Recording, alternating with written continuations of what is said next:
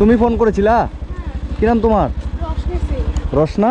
রোশনি সিং। রোশনি সিং। তোমার বাড়ি কোথায়? এই সামনে। আচ্ছা, কি সমস্যা হয়েছে? আমার মার ব্রেস্ট ক্যান্সার আছে, তো সেটা নিয়ে ড্রেসিং হচ্ছে। আচ্ছা আচ্ছা, চলো তোমার বাড়ি চলে যাচ্ছি। কত দূর বাড়ি? এই সামনে এই গলি? আচ্ছা আচ্ছা, এই বাড়িটা হয়? বলছি তুমি আমাকে ফোন করেছিলে না তোমার মায়ের জন্য? তোমার নাম কি বললা? রোশনি সিং। রোশনি সিং। তুমি কি করো? আমি স্টুডেন্ট। স্টুডেন্ট, পড়াশোনা করো? হ্যাঁ। আচ্ছা আচ্ছা। আর তোমার বাবা? বাবা নেই, মারা গেছে। তোমার বাবা মারা গেছে? আর তোমার মায়ের কি হয়েছে? Breast cancer. Breast cancer? ক্যান্সারটা ধরা পড়েছে 1 মাসের মতন হলো। তার আগে অ্যাকচুয়ালি কিছু মাস আগে একটা টিউমার টাইপের ছিল, সেটার জন্য ডক্টরও দেখানো হয়েছিল। আচ্ছা, মাসিমা ভালো আছেন? আচ্ছা, হ্যাঁ নমস্কার। বলছি আপনার মেয়ে এটা তো না? আমাকে অনেকদিন ধরেই ফোন করছে, আমি আসতে পারছিলাম না। তো যাই হোক, আপনার তাহলে সে সমস্যাটা, আপনার তো বয়সও বেশি হয়নি মনে হয়। 35। 35 বছর বয়স আপনার, মানে 35 বছর বয়স। সেই বয়সে আপনার ধরা পড়লো ছোট এতটুকু একটা গুটি হয়েছিল, বুঝতে পারলেন? আচ্ছা, বুকের মধ্যে? বুকের মধ্যে আমি স্নানের সময় বুঝতে পারি। আচ্ছা। তো ওটা আস্তে আস্তে দেখছি একটু বড় হচ্ছে, তো আমি মানে কয়েকজনকে দেখাই আর কি, আশেপাশে যারা আছে ওনাদেরকে দেখাই, যেখানে ডিউটি করতাম। হ্যাঁ। ওই কাকি। আপনি কি কাজ করতেন? ট্রান্সপোর্টে, ওখানে ম্যানেজারের কাজটা। আচ্ছা, ট্রান্সপোর্ট আপনি ম্যানেজার একটা কাজ, মানে একটা ভালো কাজ করতেন আপনি। মানে কত করে বেতন পেতেন? বেতন বেশি ছিল না। আচ্ছা, 5,000 টাকা বেতনে একটা কাজ করতেন এবং 2 মেয়েকে মানুষ করতেন না? 1 মেয়েকে? আর 1 মেয়ে তো আপনার মায়ের কাছে থাকে। মানে এই মেয়েকে আপনি পড়াশোনা করাতেন, সে একটা জায়গায় চাকরি করে 5,000 টাকা মাস পেতেন। 5,000 মাস পেতাম, টিউশন পড়াতাম। আবার বাড়িতে টিউশন পড়াতেন? আপনি পড়াশোনা কতটা করেছেন? আমি 9 পাস। মানে ক্লাস 9 অবধি আপনি পড়েছেন, কিন্তু সংসার চালানোর জন্য আবার বাড়িতে টিউশনই পড়াতেন, আর একটা ট্রান্সপোর্ট কোম্পানিতে কাজ করতেন। আচ্ছা, তারপরে এবার আমি শুনলাম যে আপনাদের একটা নাকি দোকান ছিল, নিজের দোকান। সেই দোকানটা আপনারা বিক্রি করে দিয়েছেন। এই অপারেশনের জন্য একটা দোকান বিক্রি করে দেওয়ার পরে আপনার একটা অপারেশন হলো, কিন্তু অপারেশনটা একটা জায়গায় আপনার টিউমার হয়েছে, আরেক জায়গায় সেই জায়গাটা কাটেইনি, তার নিচে কেটেছে, কি বের করেছে কেউ জানে না। মানে আপনার এই জায়গাটা টিউমার হয়েছে, এই জায়গাটা না কেটে নিচে কেটে ডাক্তার অপারেশন করেছে, বলছে হয়ে গেছে। তো হয়ে যাওয়ার পরে এখন আপনার সেই জায়গাটা ইনফেকশন হয়ে একদম ক্যান্সারে আপনার পরিণত হয়েছে, ব্রেস্ট ক্যান্সার। ইনি কাকিমা, বোনটার মা। তো ইনার একটা টিউমার হয়েছিল বুকের মধ্যে। তো ইনি ডাক্তারের কাছে যায়, ডাক্তার অপারেশন করে দেয়, মানে ভুল অপারেশন, মানে হয়েছে আরেক জায়গায়, অপারেশন করে দিয়েছে আরেক জায়গায়। সেটা ইনফেকশন হয়ে বর্তমানে এখন হয়ে গেছে ব্রেস্ট ক্যান্সার। তো সেটা অপারেশন করেছে আমাদের রায়গঞ্জের নামিকরা একটা নার্সিংহোমে। তো রায়গঞ্জের নামিকরা নার্সিংহোমে আপনারা সবাই আসেন, সবাই জানেন। কিন্তু এরকম গরিব মানুষ যারা, ইনার স্বামী নেই, স্বামী মারা গেছে, 2টো মেয়ে, একটা মেয়ে ইনি 2টো মেয়েকে মানুষ করতে পারে না বলে আরেকটা মেয়েকে মায়ের কাছে রেখে দিয়েছে। আরেকটা মেয়েকে ইনি ক্লাস 9 অবধি পড়ে টিউশনি করে একটা কোম্পানিতে কাজ করে এই যে মানে মেয়েটাকে পড়াশোনা করাচ্ছে। 15 বছর এই মেয়েটাকে ইনি কষ্ট করে মানুষ করে আজকে ইনার অবস্থাটা কোথায় এসে দাঁড়িয়েছে, ক্যান্সারে।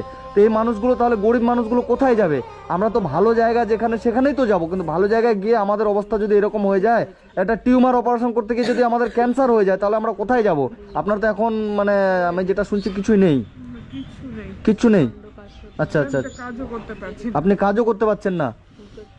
ইস, তো এই মেয়েকে আপনি এখন মানুষ করবেন কিভাবে? তাহলে আপনি চিকিৎসা করবেন কিভাবে? আপনাদের সংসার এখন কিভাবে চলছে? ও মানে যে দোকানটা ছিল, যেটা বিক্রি করে দিয়েছেন, সেই টাকা কিছু ছিল, ওটা দিয়ে আপনার এখন মানে চলছে আর কি মোটামুটি। তো যাই হোক, আমি কি বলবো এখন, বলো এটা এখন কি করতে বলছে ডাক্তার? ডক্টর বলছে কেমো দিবে, কেমো দিয়ে আস্তে আস্তে কেমোর জন্য টাকা লাগবে। তোমরা এখন চিকিৎসা কোথায় করাচ্ছ? হসপিটালে, রায়গঞ্জ হসপিটালে। মানে আপনাদের যে এরকম ভুল চিকিৎসা করে দিল ডাক্তার, আপনারা জাননি ওখানে? মানে আপনি গরিব মানুষ, ওখানে গিয়ে তো আপনি কথা বলতে পারবেন না। মানে আমরা গরিব মানুষ, এই যে ইনারা গরিব মানুষ, এই যে ইনার একটা মেয়ে আছে, যুবতী মেয়ে, 2 বছর পর মেয়েকে বিয়ে দিতে হবে। ইনি মা টিউশনি করে মেয়েকে মানুষ করছিল, সেই মায়ের আজকে ক্যান্সার হয়ে গেছে একটা ডাক্তারের ভুল চিকিৎসার জন্য। ডাক্তার মানে টিউমার অপারেশন করতে গিয়ে মানুষটাকে অন্য জায়গায় অপারেশন করে ইনফেকশন করে দিয়ে এখন ব্রেস্ট ক্যান্সার করে দিয়েছে। তো এই মেয়েটাকে উনি এখন কি করে মানুষ করবে? এই মেয়ে ক্লাস 9-এ পড়ে, ইনি টিউশনি কি করে পড়াবে, সংসার কিভাবে চলবে, এবং ইনার ক্যান্সারের কেমো দিতে হবে, সে চিকিৎসা কি করে করবে? তো আমি সেই নামিকরা নার্সিংহোমকে বলতে চাই যে এরকম গরিব মানুষের জীবন নিয়ে আপনারা খেলবেন না। আপনাদের কাছে গিয়ে যেন এনারা সুচিকিৎসা পায়, তাই তো? মানে ইনি একটা দোকান, ওনার শেষ সম্বল ছিল একটা দোকান, সেই দোকানটা বিক্রি করে আপনাদের কাছে চিকিৎসা করতে গেল, আর আপনারা একটা মানুষকে টিউমার থেকে ক্যান্সার করে দিলেন ইনফেকশন করে। মানে কি আর বলবো। আঙ্কেল কি করতো? বাসের কন্ট্রাক্টর তো মারা গেছিল কিভাবে, কতদিন আগে? ওনার লিভারে জন্ডিস হয়েছিল, কতদিন আগে মারা গেছিল উনি? আচ্ছা, ওর যখন 1 বছর বয়স, তাহলে আপনি তো একদম ইয়ং বয়সে বিধবা হয়ে গেছেন।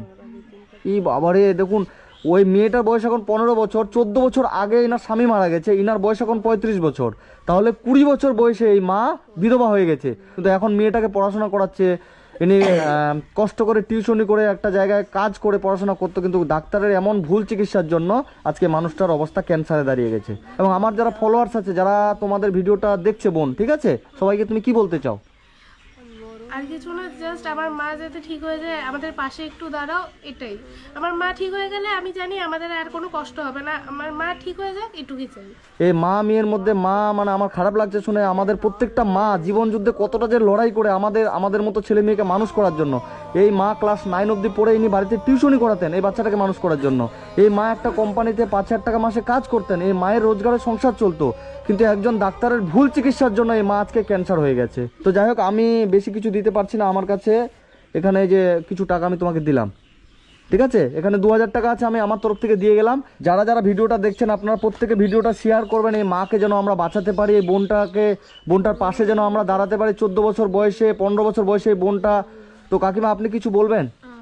আমার অনুরোধ যে আপনারা আমার পাশে দাঁড়ান, যে আমি মেয়েটাকে নিয়ে বাঁচতে পারি, আগের মতন একটু সুস্থভাবে সুস্থ হতে পারি। এই মা আপনাদের কাছে অনুরোধ করছে, এই মেয়েটাকে নিয়ে ইনি সুস্থ হতে চায়, ইনি বাঁচতে চায়, ইনার স্বপ্ন বাঁচবে, ইনি মেয়েটাকে সংসার করাবে, মেয়েটাকে বিয়ে দিবে, মেয়ে নিয়ে মানুষ হবে। ইনার তো এখন 35 বছর বয়স, জীবনটা কিছুই হয়নি, কিন্তু সামান্য একটা ডাক্তারের ভুল চিকিৎসার জন্য জীবনটা ইনার আজকে মৃত্যু সজ্জায়নি, ইনার আজকে ক্যান্সার। আপনি কান্না করবেন না, আমরা আপনার পাশে আছি। ওর এডুকেশনটা খুব ভালো হয় বলে আমি সারদা বিদ্যা মন্দিরে দিয়েছি। আচ্ছা, আপনি একটা ভালো স্কুলে মেয়েকে পড়াচ্ছেন, কষ্ট করে হলো ভালো স্কুলে আপনি পড়াচ্ছেন। আমি বাড়ি ঘর সব ছেড়ে দিয়েছিলাম, কিচ্ছু করছিলাম না, শুধু মেয়ের পিছনে ফোকাস করছিলাম। অপারেশন করে আমি সুস্থ হতে চেয়েছিলাম, যে সুস্থ হয়ে আমি মেয়েকে এইচএসটা দেওয়াবো। আচ্ছা আচ্ছা আচ্ছা। কিন্তু এখন যে এত অসহায় হয়ে পড়েছি, আমি কিছু বলতে পারছি না।